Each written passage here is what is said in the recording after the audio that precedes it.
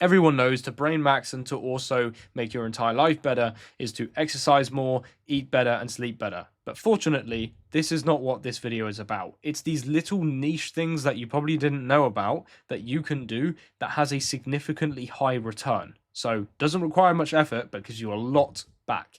This is what this focuses on. So number one is learning with a scent and sleeping with that same scent. So lab studies have found when you're learning material with a scent, a specific scent, and then you go to sleep with that same scent, you learn significantly more. The cue reactivates the memory, and then you gain the memory from the associations made due to the cue. That's how your brain typically operates, is in these cues. This is something I wish I knew when I was still doing exams, when I was doing all of these different things, because this is exactly what you could do. You could get an essential oil, you could diffuse it in your room whilst you're learning, whilst you're sleeping, but also you could then take it into that exam with that same essential oil or cologne, and then you would make all the associations and your memory would be significantly better because you're training the cues. It's not about always learning and doing the difficult, hard 10-hour work sessions where you're pushing your biology to the limit and burning yourself out. It's actually about how can we do this intelligently and form all the associations. That's true memory reconsolidation, is being pretty intentional about how you operate about it. I wish I knew that sooner. I wish I knew that knowledge when I was taking the exams. So the second one is fail a test before you've learned the material. Guessing at answers you couldn't possibly know, then getting them wrong, makes you learn a real answer far better than studying it cleanly first. Because acute failure gives your brain stress. Giving your brain stress increases norepinephrine in your brain, which increases alertness and awareness, which means your consolidation of the information is also going to kind of be relative to how aware you were of when you were learning the information in the first place. So frustration leads to that sort of neurochemical concoction where you become more alert and aware of what's going on, which means you're able to take on information much better, which is, key core foundation of neuroplasticity to run you through that. It's awareness, alertness, acute frustration, and then rest. So that's NSDR, and that's high quality REM sleep. So that's exactly what you want to be aiming for, is that acute frustration of failing, even if failing time and time and time again, that's still helping your brain concoct a neurochemical combination where learning becomes far easier. So maybe just do a test first, mess it all up, then go from there. And 3, mix your practice instead of blocking it. So doing 20 of the same problem type in a row feels productive and barely works. Shuffling different types together feels worse. So performs worse in a session and produces far better retention weeks later. So interleaving is one of the most reliable findings in learning science, and almost nobody does it. This is exactly what my philosophy teacher was actually teaching us about in A-level philosophy, and he was really, really on it. He was like, guys, you don't understand how important this is. Interleaving is the most important thing you could possibly do. So basically what this really is incrementally increasing the gap of time where you're learning information. So say you learn about one topic, you learn about it every day, and then you learn about it once every 2 days, then once every 3 days, then once every 5 days, then once every week, then once every 1.5 weeks, then 2 weeks, then 3 weeks. Not specifically to that degree, because it depends how many topics you have and how much you can mix around, but kind of, allow some length in between some of them when you become very knowledgeable at them, you've learned them frequently, and keep on building the gaps and adding more topics in. Again, very, very, complex thing if you want to do it perfectly, but absolutely worth it in terms of learning and retention. It's like, it kind of has that almost exponential growth effect on your memory when you do this. If you don't know what exponential growth is, on a graph it looks like this. So it kind of looks like that.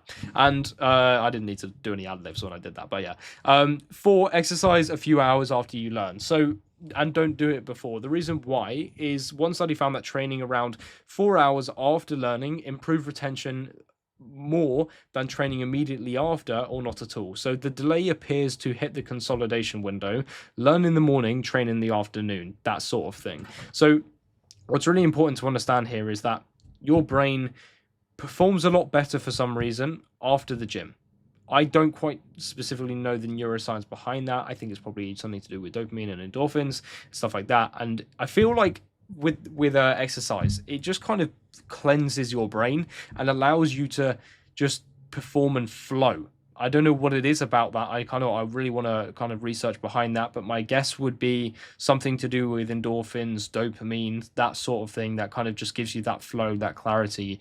And you've already earned that rewards of, working hard, but your cognitive capacity is still intact. So then you have a lot there. So 5 is writing it by hand. So EEG work shows handwriting produces far more widespread brain connectivity than typing. So with a lot of my clients, what I'll tell them to do when they're tracking their work or their journaling, I never ever tell them to type it. Why? Because writing it down takes more activity in your brain, which means it's going to encode more memory more effectively, and it's just better for your deeper stuff.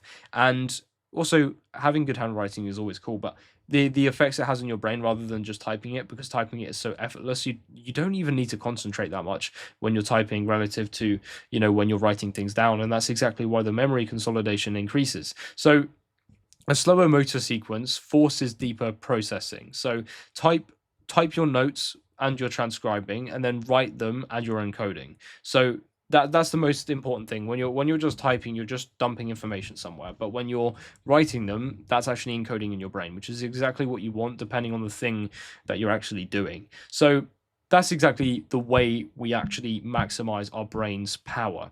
If you want to sort of deep dive into the effects of exercise, for example, the main reason why exercise, especially aerobic exercise, especially zone 2 exercise, is because it increases BDNF significantly. BDNF is brain-derived neurotrophic factor, which boosts neuroplasticity, and BDNF acts like fertilizer for your neurons, and that allows this, neurogenesis. It allows neuroplasticity.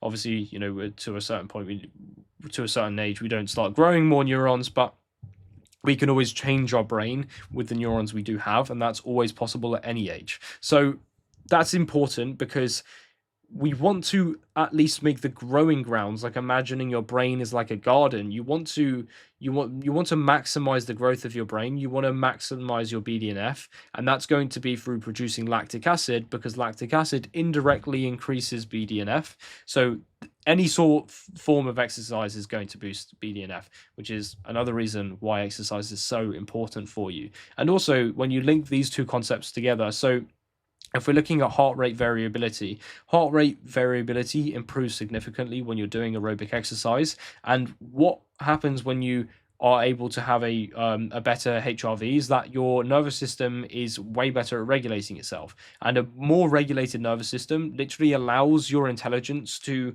open up. So we all have a potential intelligence, and we can't reach the absolute max potential, because then everything in your life has to be perfect. But what you can do is increase and get closer and closer to that. And one of the ways of doing that is increasing your regulating your nervous system and that way you can also do it through improving your HRV. So, and HRV is just your heart rate variability. I don't know if I mentioned that, but with this, when your nervous system is regulated, you increase the potential, where you get closer and closer to the potential of your maximum IQ. Having a dysregulated nervous system literally decreases your IQ. That's why there's a bell curve of how anxious you are and how well your learning is that basically if you become really dysregulated or you don't care at all, then you're not going to learn, because both of those scenarios, your brain either can't learn or it just doesn't have a reason to actually perform or do anything.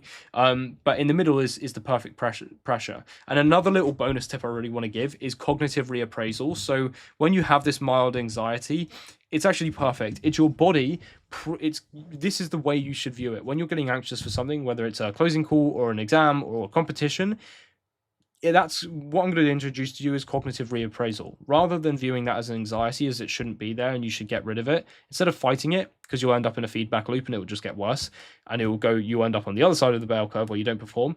That's actually your body preparing itself to perform. It should feel like that. It should feel uncomfortable. It should not feel nice.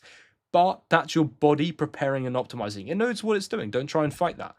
And what you'll notice is that not only you find it way easier to be in that state, you also will perform far better. This is a very known thing called cognitive reappraisal, where you view anxiety as excitement because it has the same sort of neurochemical look in the brain.